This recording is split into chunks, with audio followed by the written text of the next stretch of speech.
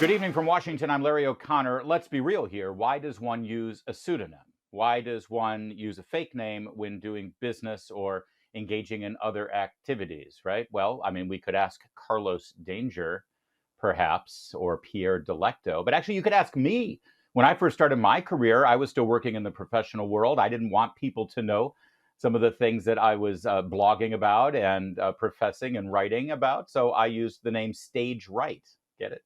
I was in the theater business. I was a conservative.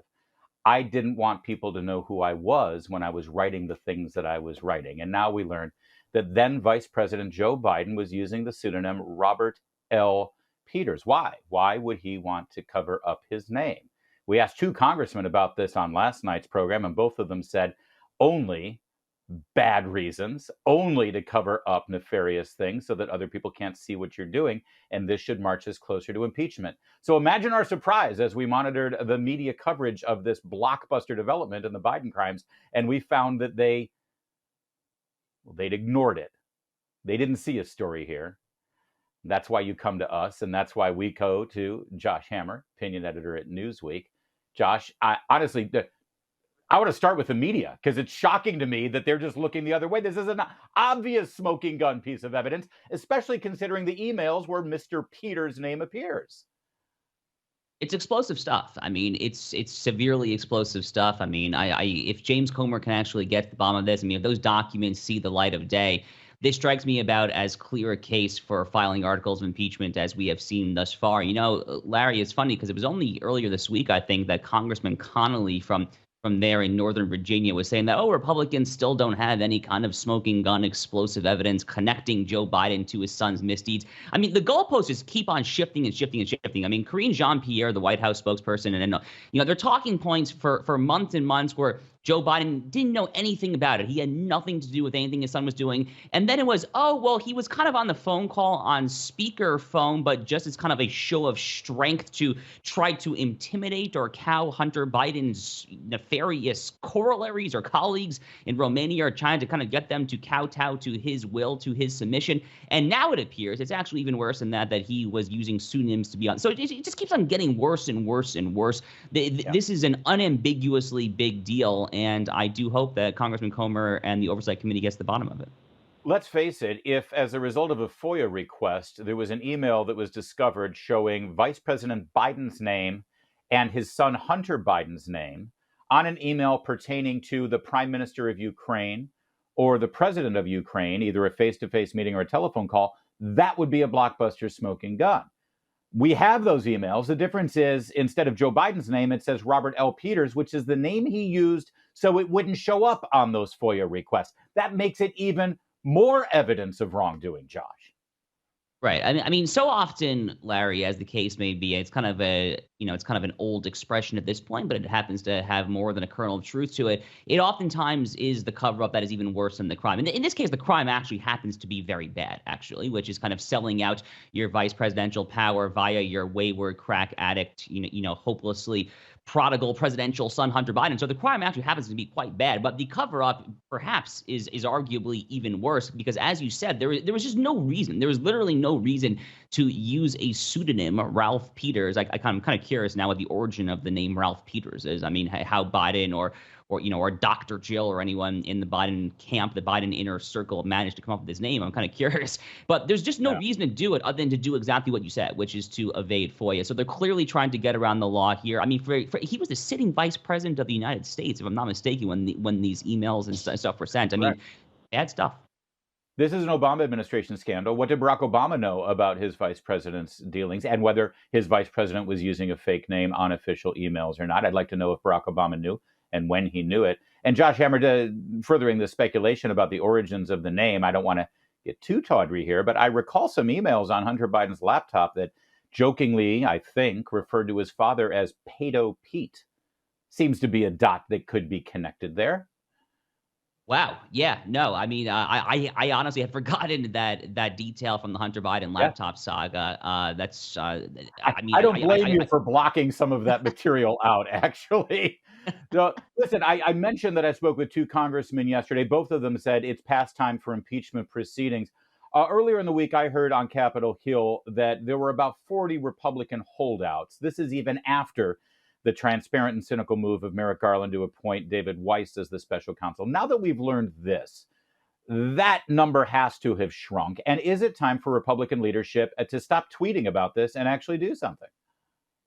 Yeah, I think it basically is that time. I've been saying that for a while now. Look, I mean, Congress ultimately only has so many tools in a situation like this. You can use your subpoena power. You can use your defund power as well, which, by the way, is a tool that House Republicans in general, Larry, seem to have forgotten to use. You know, if House Republicans were to try to defund special counsel Jack Smith's entire charade, for example, they have that power within their constitutional authority. So the power of the purse, including a situation like this, could possibly be used as well. But the ultimate power that Congress has in our Constitution to check a wayward president, a wayward executive branch, a situation like this, is absolutely filing articles of impeachment. You know, Kevin McCarthy, who I've been somewhat skeptical of at times, to his credit, I mean, he's basically there, if I'm not mistaken. So look, they've got to get the numbers in line there. They have a very, very narrow margin. Obviously, they basically can't lose anyone. I would be surprised if that number, that 40 number of holdouts, has collapsed to one or two because of this, but it really should be. I mean, I'm on board personally. Back to the media, the questions that are obvious to be asked to Karine Jean-Pierre. Is it true that the president used a pseudonym when he was vice president? Why did he do that? Why does it appear on these emails with his son and his son's business partners? Are there any innocent responses? Are there any reasonable responses to those questions? I mean, not that I'm aware of, right? I mean, he's the vice president of the United States using a fake name on very sensitive email. It just doesn't make Yeah. sense. I mean, It's not like it was wedding plans and yoga appointments or anything like that. right. I mean, he's not tweeting. He's not trying to be surreptitious. He wasn't like you, stage right, working for a theater company, trying to kind of have his clandestine opinions. I mean, he's the vice president of the United States. He's one of the most important Right. men in the world. You shouldn't be shying away from your name. I mean, when I saw this come across the transom yesterday, I mean, my eyes like, wow. I mean, you know, Carlos Danger, you mentioned there, Larry, earlier. Carlos Danger was also the very first name that came to mind for me. There is no good down that path. That is not a primrose path towards glory. It is a path towards perdition, and I think House Yeah. Republicans should follow it as far as it goes. Which, by the way, leads us in our final minute here to other Democrats in this town, other Democrats who would like to have a political future. They don't like having to answer these questions. And clearly, they're going to have to come up with something. They can't just keep trotting out Representative Dan Goldman. At what point is there pressure on Biden from these other Democrats? At what point does one of these Democrats actually throw him under? So this is a great question. I think back in January, my read on Biden's own classified document scandal, which the entire media apparatus seems to have forgotten, by the way. But, you know, we had that whole thing that the Chinese Communist Party funded Penn Biden Center for Global Diplomacy, you know, the Corvette garage in Wilmington. My read on the timing of all of that was that there actually probably were some DOJ deep state actors who were trying to get Joe Biden to bow out in anticipation of his announcing for re-election in 24. But then he went ahead and actually did that in 2024. And, you know, for all the chatter that RFK Jr. makes in conservative media circles, he's polling consistently in like the 13 to 18% range. So as of now, I still see Joe Biden as being the nominee unless the guy literally dies, something like that. But I could be wrong. I mean, these scandals, they keep on adding up. They do. They add up. And with any other politician, certainly with an R after their name, it would be over. Josh Hammer, Newsweek, thanks for joining us. There's more to come on O'Connor tonight. Keep it here on Salem News Channel.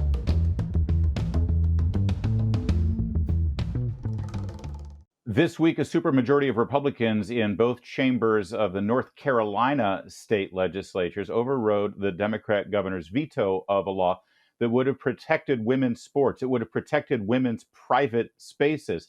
It meant that a 14-year-old girl in high school, when undressing for athletics, would not be exposed to male genitalia without her consent. It seems pretty reasonable. Seems like a minute and a half ago in this country, everybody pretty much agreed with that. But no, the Democrat governor vetoed it. Thankfully, the Republicans have overrode it, and women's sports are protected in that state.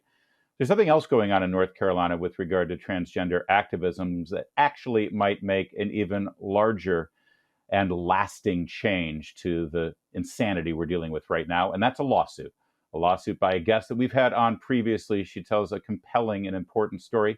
She is Prisha Mosley, and she's joined tonight with her attorney, Josh Payne. Both of you, thank you so much for being here. Thank you for having Thank you. us.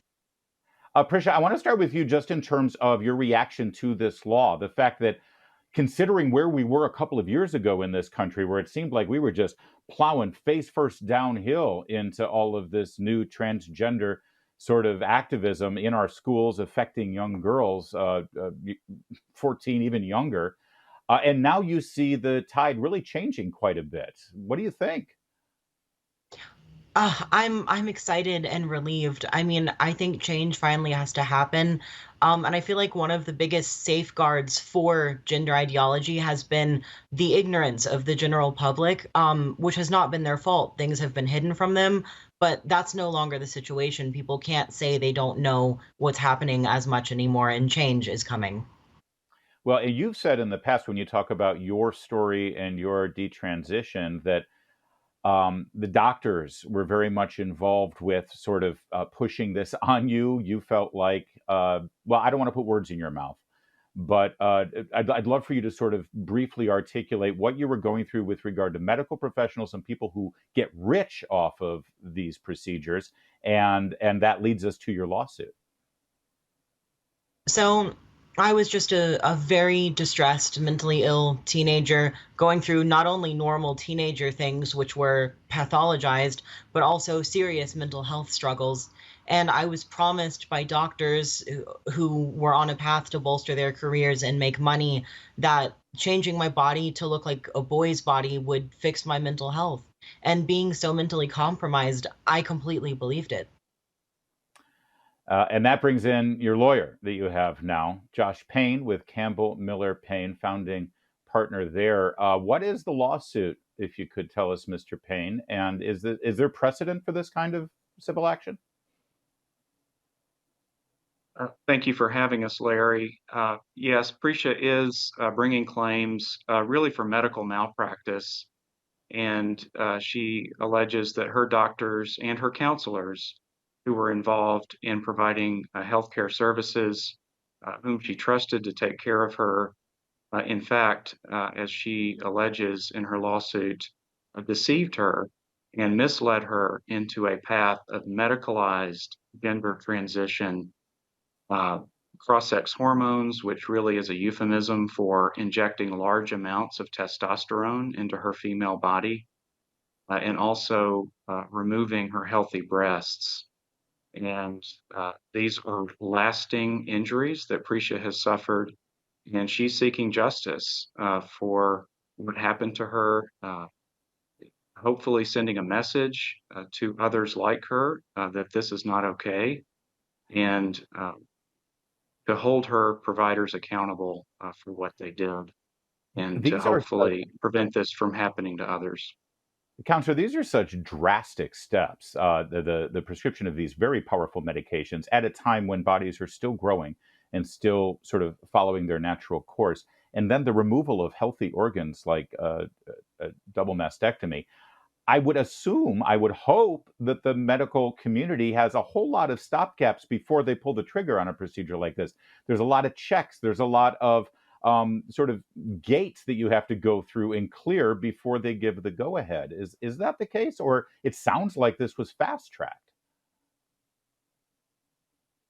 In Prisha's case, it was a situation where, as she says, she was a vulnerable teenager, that she was suffering from a number of mental health issues that had been diagnosed, including major depression, obsessive compulsive disorder. Um, he was very vulnerable.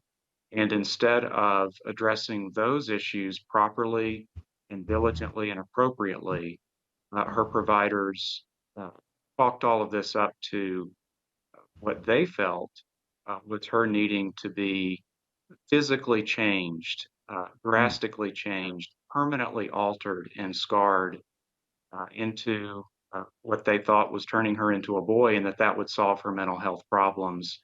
And as she says, it did not, and left her very emotionally and physically injured as a result. Honestly, Prisha, I'm emotionally injured hearing your story. I'm sorry. It's just it breaks my heart. And I got to ask you a couple of questions here about what was going on there? I mean, did these counselors and these doctors, did they use terms like your sex was just assigned at birth and you were born in the wrong body, things like that? Oh yeah, yeah. I mean, I was utterly convinced that I had a disease, similar to like being intersex, but the disconnect was between my body and my brain, not my body and my body. And in such a way, we had to do medical treatment, or I would kill myself. And all of this very carefully crafted language is used. I mean, even HRT, hormone replacement therapy, it's wrong sex hormones. That's not what it is. It's all so manipulative. Yeah, and with regard to the hormones, I hear this all the time from the advocates that puberty blockers, hormone therapy, cross-sex hormones, testosterone injections for young women, that it's all reversible, it's all temporary. Well, do you have any permanent damage from those procedures? Nothing has gotten better. The only thing I've been able to do is stop making it worse, but there's been no change. I can't shrink my bones and my muscles or rebuild parts I've lost or undo atrophy or, I mean, there's nothing to be done. Well, and that's why you're suing, and that's exactly what you should do if you've been damaged like this, especially permanently. So, counselor, Mr. Payne, what kind of damages are we talking about here exactly? Because I've always said it's the lawsuits that will actually change this stuff. As long as people are getting rich and they're not held accountable, they'll keep doing this. So, how exactly do you represent Prisha and make sure that she gets what she deserves? Well, it is about seeking justice, holding her healthcare professionals accountable, and hopefully preventing this tragedy from happening to others. And that's what it's all about. It's a platform. It's sending a message, and yes, holding people accountable because that is very important, and that's what our justice system is designed to do for injured victims like Prisha. When, of course, punitive damage is it's just what it's called, punitive. They should be punished, right? And you're hoping that a jury will agree. We are, and we believe it's appropriate. Punitive damages are called for when there is egregious conduct and willful, wrongful conduct, which we have alleged occurred here. And that is exactly right. It is meant to send a message and to deter this conduct from happening again. It is a tragedy, and we hope that it will be a preventable tragedy going forward. Prisha, in our final minute here, I'd love to bring you back because it looks as though you've found a community. From my observations online and social media, you're getting a lot of support. And there's this little community now of detransitioners, as you call yourself. And I think that your numbers are going to grow. And it's Oh, yes. interesting. It seems like you have so much in common because you've been told the same thing. Oh my gosh, it's wild how we're meeting for the first time and they tell me my story and I tell them theirs. Yeah. I would also like to add that for about every detransitioner that you guys see that becomes public, about 5 to 10 come and find us in the group chat and in our little circles and don't become public. And we all have relationships and talk to each other. Well, they will be in our prayers along with you, of course, Prisha. And we'll be watching this lawsuit very carefully. They're going to try their best to get rid of it, to ignore it, to buy you off. I appreciate your courage. Thank you so much for joining us tonight. Thank you. There's more to come Thank on you. O'Connor tonight. Keep it here at Salem News Channel.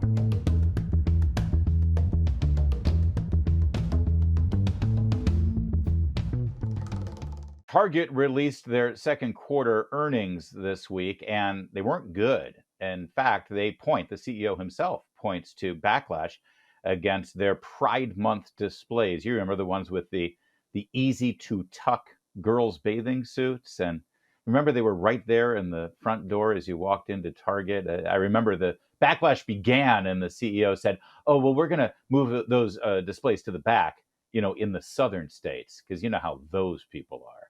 Well, it appears that the Target boycott by conservatives have really left a mark, similar to the boycott against Bud Light. Is this a lesson for corporations? And is it a lesson for conservatives that boycotts actually work? And if so, is that even a good lesson? Carol Roth joins us. She's the author of a brand new book, You Will Own Nothing, Your War with a New Financial World. Order and How to Fight Back. I'm sorry, I got caught up because I was looking. I love that cover. It's such a great cover. Carol, thanks for joining us. Thanks, Larry. Yes, they cover the designer of the cover just knocked it out of the park. And if you really want to portray a concept visually, he did a fabulous job. So I was very pleased with that. And I want to get into the details of this because I think it's incredibly important, if not incredibly depressing. But at least you do give tools on how to push back about what's going on here. But about this boycott, listen, I don't like what Target did. I don't like what Bud Light did. And God knows the left has been boycotting conservatives, conservative media, conservative. I remember how they went after Chick-fil-A. They tried to Yeah. do that with In-N-Out Burger. They can be effective. Is it a good lesson to learn? So it's interesting because I'm sort of in the middle. I'm an individualist. I let people do whatever it is that they want, and I'm not a huge fan of most boycotts in general. But leaving whatever side of the specific issue you are on aside, it really doesn't make sense for businesses to be wading into politics and culture wars unless it's consistent with their brand. If you think of a brand like Patagonia that has stood for the environment, or if you're selling, particularly to niche customers that have to do with a specific issue, that's very authentic to your brand and it makes a lot of sense. The issue comes when you get these corporations who sort of decide to wander into whatever the hot topic is of the day. And I understand why they're doing it. They're feeling a lot of pressure via something called ESG, environmental, social, and governmental issues that are being pushed not only by the global elite, by a lot of the capital providers. So management feels like they are taking a risk not by wading into these things, but by putting their jobs at risk by not wading into these things. But it's not good for the customers. It's not good for the shareholders. It's frankly not a good discussion for America. And so businesses should mind their own business.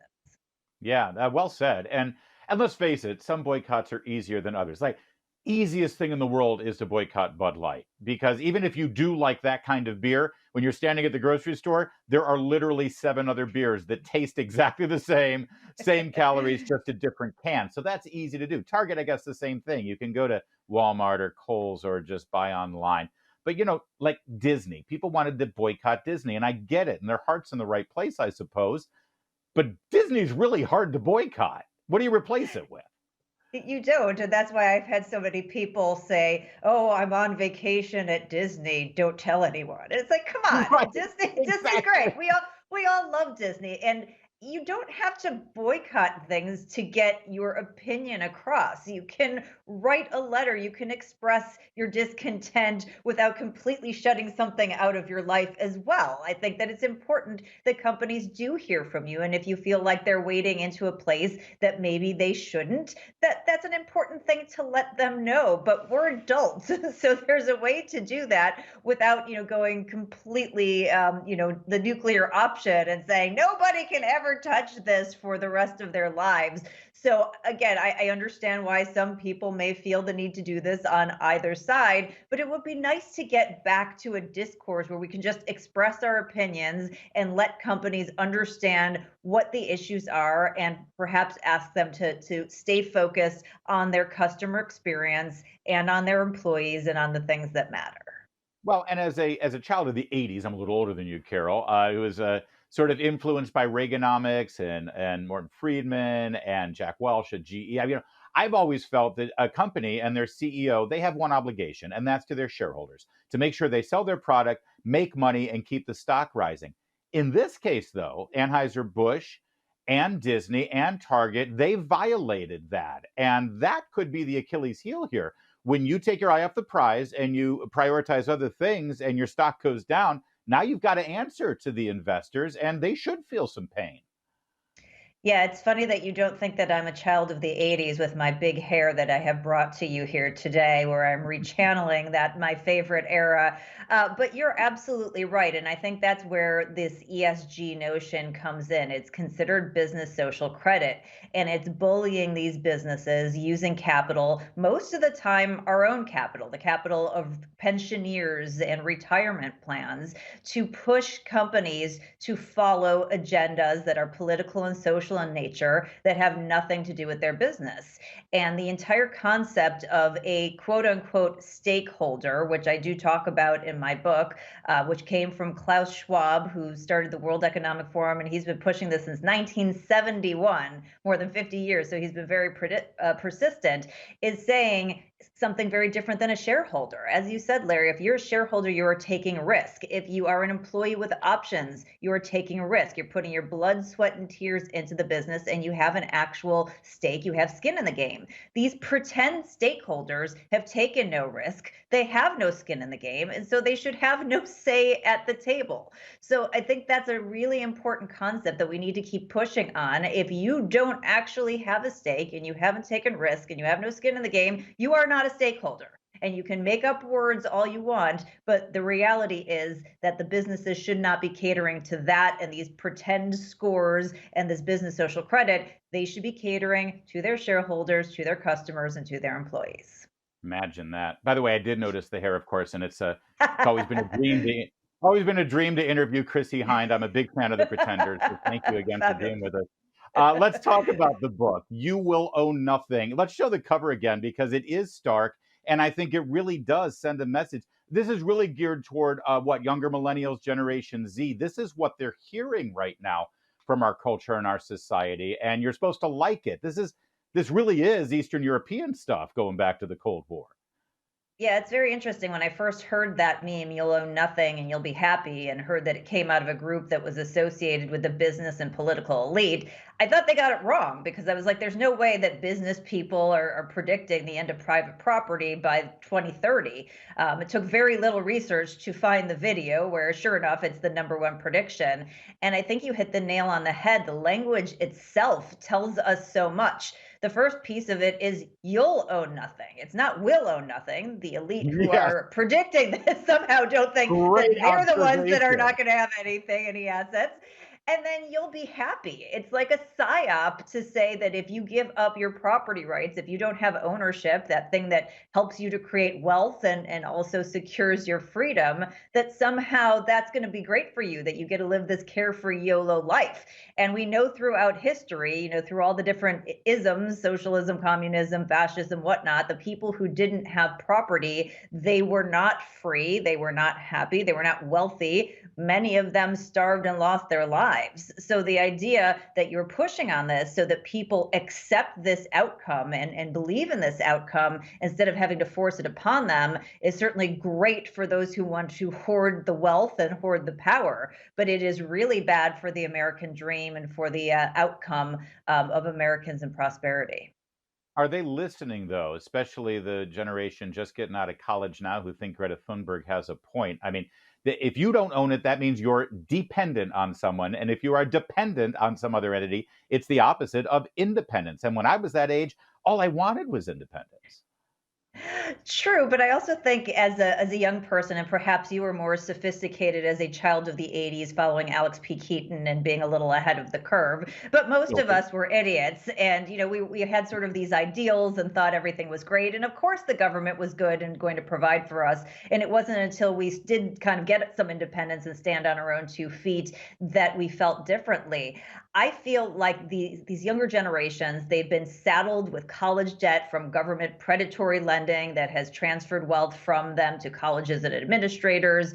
They see the cost of housing that has exploded from cheap capital and undersupply, and Wall Street now coming in and competing with you for a house, and they feel demoralized.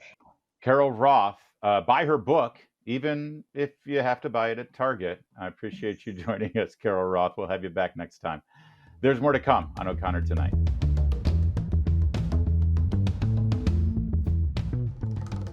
For those of us whose lives were permanently affected by the events of September 11th, 2001, yesterday's news cycle was painful and infuriating. After September 11th, we used to say never forget to each other. Never forget what happened. Never forget who did this. Never forget. People seem to have forgotten. Even worse, people who work in Joe Biden's Justice Department. The announcement came surreptitiously that Khalid Sheikh Mohammed and 4 other co-conspirators of the 9/11 attacks are a whisker away from a plea deal with the federal Justice Department that would allow them to avoid the death penalty. Joining us right now to discuss that is a man who was there at Ground Zero at what was the World Trade Center on September 11th and participated in the cleanup, participated on the identification of remains of his brothers in the New York Police Department, Rob O'Donnell. Rob, of course, also a radio talk show host on WILK in Pennsylvania. Rob, thanks for joining us on this. Thank you, Larry. Not just my brothers and sisters, but also the 3,000 Americans that were perished that day, that were attacked and murdered. So, first of all, my understanding is the way the word got out about this to the families was almost as offensive as the actual news itself. How did victims' families find out about this? The FBI and the Department of Justice, along with the Pentagon, sent a letter to survivors' families notifying them that they were in the tail end of reaching this plea deal. And the letter was dated August 1st. I received from three survivors. I received notice of the letter and copies of the letter that they received last Friday, and two of them this Monday. And the deadline for them to make comments, which is just the FBI comment line that they were given, is this coming Monday. So they were given a week to process this information, that there was a plea deal in effect that takes the death penalty off the table, and that the families could make comment and questions on it. Not be against it, not be oppose it, but comments and questions. Yeah, it's the FBI or the DOJ's ability to just say, we heard you. That we'll ignore you, but at least we heard you. You had your say. Yeah, the mere fact that this letter went out to the families, to the survivors, surviving family members, shows you that this is in the tail end. This is a done deal. They are at the end of this. This is just a process to say, hey, we notified the families. We wanted to get their opinion on it. But no, they really didn't. And I don't know, when you talk to families and you personally, your reaction to this, I mean, part of it has to do with the death penalty, yes, but also part of it is just lawyers negotiating a deal and making it go away. I mean, there's something cathartic and there's real closure to having that day in court, hearing the evidence, getting a verdict. That's important to this whole thing, isn't it? It is, but why are we still dealing with this 20 years later? This should have been swift justice. They attacked America. They attack Americans. We are still dying from this. My friends that work side by side with me we've lost 3 times as many first responders and people who live there, and the workers, due to the health effects of the attacks on Ground Zero to this day, and they're still dying. And this is just, it's enraging. It's truly enraging. Do you have an inkling as to why, first of all, it's been drawn out this long and why the Justice Department's decided to do this plea deal? I hear that it's because of objections to the CIA's waterboarding and extraordinary interrogation efforts. I also hear from some sources in D.C., Rob, and I'd love for you to react to it, that the intelligence agencies don't want certain things to be revealed as KSM and these conspirators make their defense. Yeah, I'm sure it's a little bit of all of the above, but again, 20 years for this process to take place. Quite honestly, I think with all the bad news that we're getting, if you look across the board, the metrics that measures an administration are all down. They're all in the 30% and less.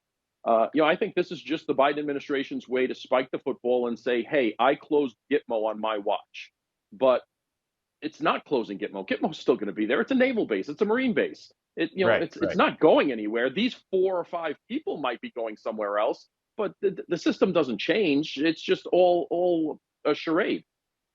Yeah, and that's an important point. He'll be able to say we don't have any more 9/11 suspects, terrorists at Gitmo, but that also means they're going to be moved to a federal penitentiary. They'll be here in our mainland. These evil, horrible pieces of slime will be amongst inmates in a federal penitentiary. That actually is even worse.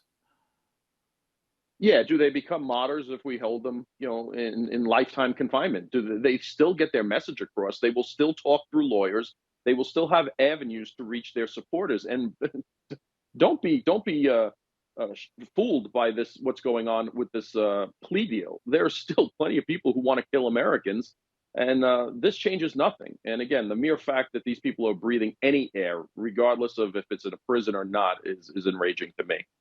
It also draws a little attention to, I remember what it was like in those 2 years after the September 11th attacks, and President Bush at the time was pretty focused on tracking these people down and letting them feel justice. And there was pressure. There was pressure on President Bush at the time, don't go out and just kill people. We got to do this the right way. We're the United States of America. We're going to arrest them and we're going to try them in a court of law. It was a very different story with Osama bin Laden when Obama was president. It makes you wonder. It makes you wonder. There was so much pressure on Bush because remember we had this image. We were a cowboy and we were just, taking old West law and order. And it's like, you know what? There's something cathartic and actually appropriate about old West kind of law and order. Find the guy and kill him for what he did. Period. When there's not justice, when there's not repercussion, we've seen what happens in our cities. What do you think is going to happen in the terrorist community? We're asking ourselves again for this to happen. That's a great point. Whenever we don't administer justice and don't flex our might when we are done wrong, that sends the message to the terrorists like, hey, go ahead and do this. What's the worst that can happen?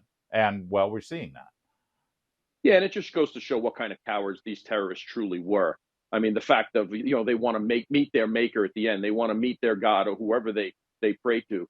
This has nothing to do with that. He's doing, and his lawyers team and his legal team is doing everything they can to avoid the death penalty. They're cowards. We've always said they were cowards, and now that's just coming to fruition. Took 20 years later, but they are still the cowards that hid behind planes. That is a great point. Khalid Sheikh Mohammed put together this plan and recruited 19 patsies to go and kill themselves to wreak this evil havoc on our nation and on 3,000 innocent lives. But he himself tries to squirrel away and sleaze away from any kind of death penalty, even if it would be a lot more humane than what those poor bastards had to suffer. I'll let you have the last word here. You deserve it, Rob. Yeah, not just humane. I mean, look at him and his weasel lawyers dealing with this for 20 years, dragging us on, using every legal recourse they can to now reaching a deal with the infidels, the Pentagon, the FBI, the DOJ. And that's exactly what he's done. He's reaching a deal with them.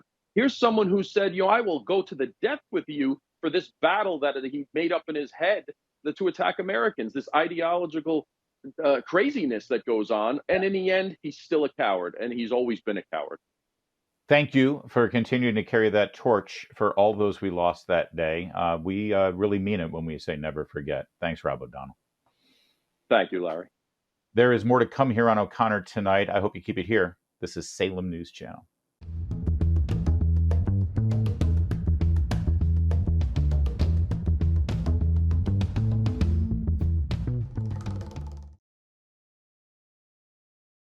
We continue to explore here on O'Connor tonight the Republican primary challengers to Donald Trump. And specifically, we've been focusing a lot of time on Vivek Ramaswamy. He's rising in the polls.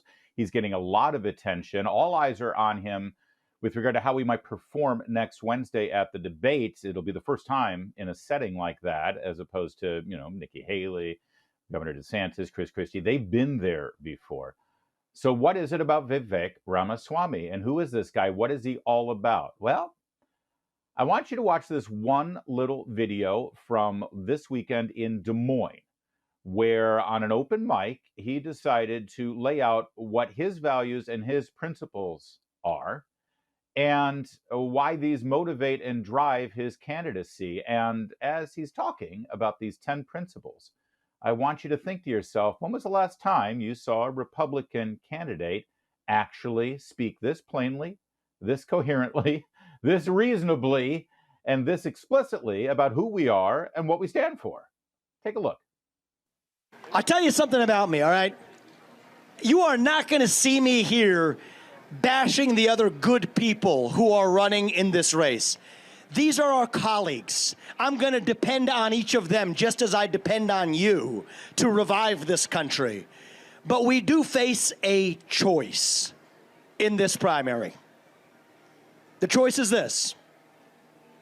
Do you want incremental reform or do you want revolution? I stand on the side of revolution.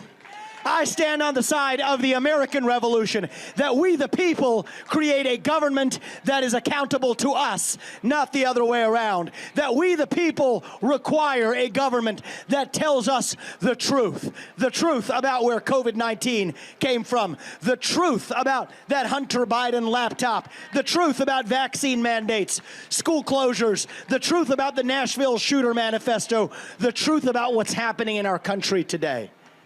That is what this campaign is about. We stand for the truth. I speak that truth without apology. God is real. There are two genders. Fossil fuels are a requirement for human prosperity. Reverse racism is racism. An open border is not a border. Parents determine the education of their children.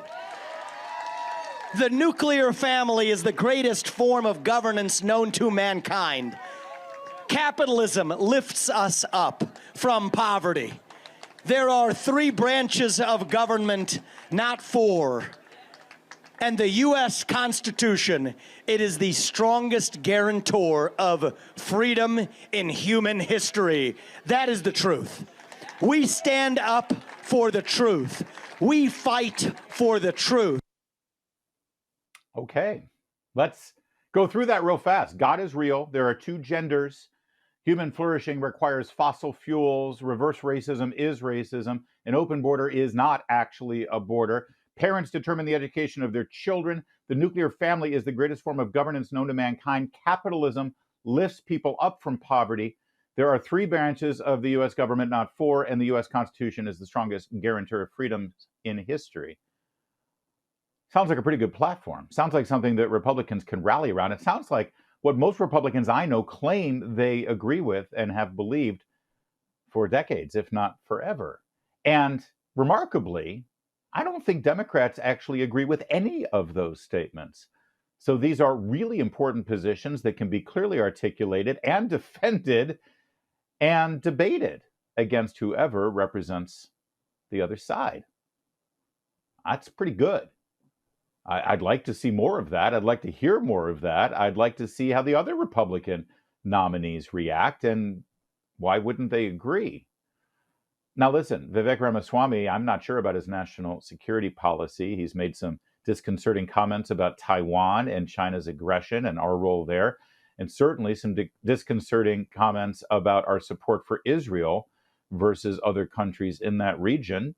He's never been tested on national security issues, and I want to hear more about that too. But on fundamental principles that you and I have been living with, trying to extol since the Reagan era, the young man's got it. He's got it down. I hope the other candidates can follow suit. That's it for today. We'll be back on Monday, same time and same place. In the meantime, I will see you on the radio.